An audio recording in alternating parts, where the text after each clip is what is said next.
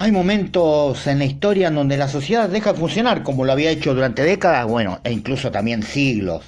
Se empiezan a cuestionar las reglas, pierden legitimidad las instituciones, pierden también legitimidad los sectores dominantes, podemos hablarlo también en términos de clases, y aparecen grupos que no quieren simplemente reformas, retoques, no, una transformación profunda. A estos procesos los llamamos revoluciones. Si bien la palabra revolución se usa con mucha frecuencia, a veces pierde su verdadero significado. Hablamos de la revolución tecnológica, una revolución digital, una revolución cultural. Sin embargo, en términos históricos implica algo mucho más profundo. Es una transformación acelerada y conflictiva de las estructuras políticas, sociales o económicas de una sociedad. Y ahora la pregunta pertinente sería: ¿por qué ocurren estas revoluciones? ¿Qué hace una sociedad para llegar al punto en que el orden establecido deja de ser estable para una parte importante de la misma? Y quizás hay una pregunta mucho más interesante: ¿qué sucede después de estas revoluciones? Porque romper un orden puede ser difícil, pero mucho más aún es construir uno nuevo. También la historia lo ha demostrado a lo largo de décadas, las revoluciones. Antes de que estalle una revolución, generalmente existen periodos de tensiones acumuladas, desigualdad social, crisis económica, conflictos políticos, guerras, problemas de legitimidad o grupos que comienzan a cuestionar, como te decía, las instituciones, el orden existente y la realidad en general. También pueden ocurrir la aparición de ideas que entran en contradicción, en conflicto con el sistema vigente. Pensemos, por ejemplo, en una sociedad durante siglos consideró normal que el poder político estuviera concentrado en una monarquía y que las diferencias sociales fueran parte del orden natural y que, por supuesto, cada uno tenía ya designado qué lugar ocupaba en esa sociedad de por vida. Y en algún momento comienzan a difundirse ideas sobre libertad, igualdad, soberanía, derechos. Ya no es un problema meramente económico, es también político, es cultural. Y ahí aparece una cuestión fundamental.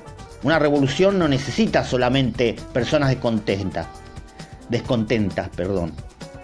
También tienen que aparecer nuevas ideas capaces de imaginar un orden diferente. Y por supuesto, estas revoluciones tienen a su vez sus grupos de vanguardia, sus conductores, quienes encabezan las mismas, más allá que también se necesita una masa que acompañe. Y acá podemos hablar, por ejemplo, de la Revolución Francesa de 1789. Voy a hacer algo muy breve, ¿no? Porque por supuesto este periodo también seguramente lo analizaremos en otros podcasts. Francia atravesaba una profunda crisis económica y financiera, la sociedad estaba organizada en estamentos con enormes diferencias de privilegios, mientras algunos sectores tenían ventajas fiscales y políticas, cargas, no es lo mismo la nobleza, el clero que el resto de la sociedad. Y en este contexto estaban las ideas de la Ilustración, que aportaron nuevas formas de pensar el poder y la sociedad. La Revolución Francesa cuestionó la monarquía absoluta, los privilegios estamentales y la estructura política del llamado antiguo régimen.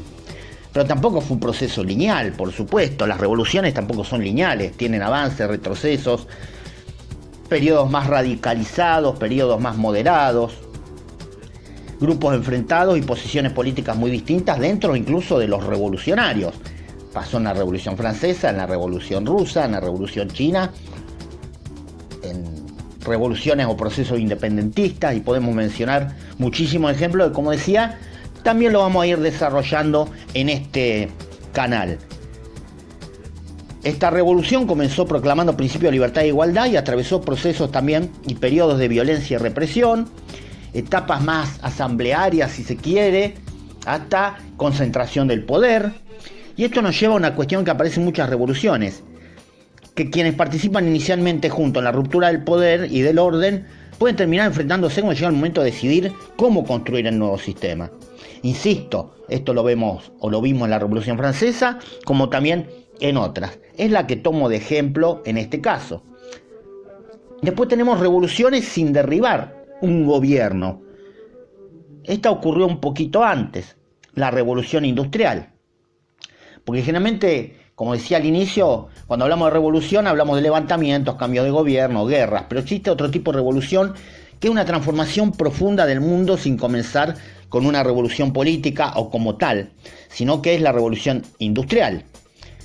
A partir del siglo XVIII, primero en Gran Bretaña y luego en otras regiones, comenzaron a producirse transformaciones profundas en la forma de producir bienes, organizar el trabajo y también generar riqueza. La máquina, la fábrica y el desarrollo de nuevas formas de transporte son las que modificaron la economía y también la vida cotidiana. Millones de personas se trasladan de las zonas rurales hacia las ciudades y aparecen nuevas clases sociales y nuevas relaciones laborales. La industrialización generó crecimiento económico, también condiciones de trabajo extremadamente duras en amplios sectores. Es decir, no teníamos como hoy las 8 horas, las distintas condiciones laborales y salariales, más allá de la realidad de cada país, por supuesto. Y aquí aparece una idea importante: una revolución puede generar simultáneamente progreso, pero también desigualdad. Es decir, que este desarrollo tecnológico no garantiza por sí mismo una distribución justa de sus beneficios. Lo vemos en el presente. Pero por supuesto, esta revolución, la industrial, viene a romper con también un viejo orden en la forma de producir y nuevas relaciones sociales. Acá ya aparece lo que sería, o sea, hablaba en aquel momento burguesía y proletariado en términos marxistas, lo que podemos decir el patrón y el obrero, o el trabajador asalariado. Y por supuesto se deja de lado la producción artesanal. Y de a poco se va desarrollando una producción más en serie. En primer lugar, el vapor como fuente de energía, que también favorece la expansión de la producción a escala internacional. Y por supuesto después va a tener una segunda etapa esta revolución. Están las revoluciones de independencia, cuando cambia el poder político. Vamos a tomar el caso de América, porque también podemos hablar de otros continentes como Asia y África. En este continente vivimos procesos revolucionarios y las revoluciones y guerras de independencia transformaron la relación entre las colonias y las potencias europeas. En el caso hispanoamericano, la crisis de la monarquía española, las ideas políticas que circulaban en el mundo atlántico y los conflictos entre distintos grupos locales fueron algunos de los factores que contribuyeron al proceso independentista. Pero acá también tenemos que evitar una visión demasiado simple. La independencia no significó igualdad social. Los nuevos estados estuvieron teniendo profundas diferencias económicas y sociales. Muchas poblaciones quedaron excluidas de la participación política y las estructuras de poder no desaparecieron de un día para otro. Y también, como les decía, dentro de los grupos revolucionarios, en este caso independentistas, por supuesto que había distintas tendencias. Lo vimos en lo que fue el proceso de independencia de la Argentina, como lo podemos ver también en otros procesos. Sectores más conservadores, más reformistas. Y por supuesto enfrentamientos que hasta se prolongaron durante décadas, y también quién iba a controlar el poder y de qué forma, como también la participación. Buena parte de la sociedad no participó políticamente hasta entrado el siglo XX, ni hablemos de la participación, si bien hubo algunas referentes, la participación activa de las mujeres y, como les decía, la participación de trabajadores. ¿Una revolución transforma toda la sociedad o puede cambiar el poder sin modificar completamente las desigualdades existentes? ¿No? Esa es una gran pregunta. Y llegamos quizás a uno de los interrogantes más complejos. Una revolución puede comenzar prometiendo libertad, igualdad, justicia o emancipación. Pero ¿qué ocurre que cuando llegan al poder los que justamente encabezan estas revoluciones tienen que gobernar? Algunas revoluciones producen y han producido cambios profundos. Otras terminan consolidando nuevas élites, algunas amplían derechos y otras desembocan en formas autoritarias. Como les decía antes, todo esto que estoy comentando lo vamos a desarrollar de forma particular a lo largo de distintos podcasts. Es decir, vamos a hablar más de la Revolución Francesa, lo que fue Revolución Rusa, las revoluciones que tienen que ver con procesos independentistas, la misma revolución industrial, en toda la serie que estamos construyendo aquí.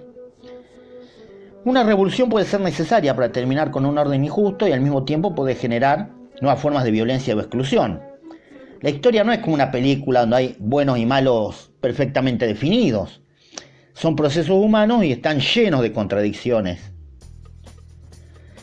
Y acá aparece otra discusión que es completamente actual. ¿Puede una sociedad transformarse rompiendo sí o sí el orden existente o es posible cambiarlo progresivamente? Y es el gran debate entre reformistas y revolucionarios. Las reformas buscan modificar las instituciones desde dentro del sistema, es decir, no destruir el capitalismo, sino gradualmente ir haciendo cambios. Las revoluciones, en cambio, plantean justamente una ruptura mucho más profunda.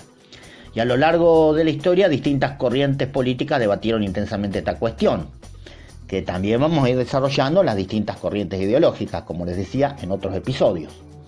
Algunos consideran que las reformas graduales son más estables y evitan la violencia, otros sostienen que hay situaciones en las que el sistema es incapaz de transformarse por sí mismo y que la ruptura se vuelve inevitable, lo cual no hay una respuesta sencilla más allá de la posición que pueda tener cada uno, tanto yo desde acá como cualquiera de ustedes allá.